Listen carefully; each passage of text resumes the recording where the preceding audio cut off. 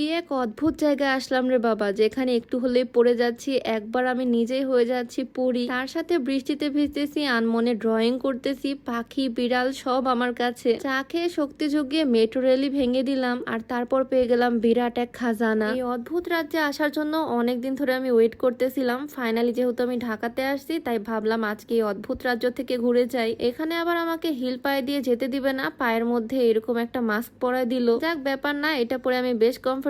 আমার হাজবেন্ড তো জুতার উপর দিয়ে এটা পরে ফেলছে। মানুষ যায় উপরের দিকে আর আমরা যাচ্ছি নিচের দিকে। কি লেভেলের অধঃপতন হয়েছে আমাদের ভাবা যায়। নিচে নামতে নামতে দেখা হয়ে গেল আমার সেই পোষা গরিলার সাথে, সরি শিম্পাঞ্জির সাথে। অনেকদিন আগে ওকে এখানে রেখে গেছিলাম, তাই জিজ্ঞেস করলাম ভালো আছে কিনা, সবাই ওকে খেতে দেয় কিনা। এখানে আসার পর হঠাৎ করে আমার মনে পড়লো আমার পাখাগুলো একদিন আমি এখানে রেখে গেছিলাম, তাই চলে আসলাম আমার পাখার কাছে। এতদিন তো নিজেকে ডানা কাটা পরি ভাবতাম, বাট এখন দেখো সত্যি সত্যি আমার দুইটা বিশাল বিশাল ডানা আছে। ভাবতেছি একদিন উড়তে উড়তে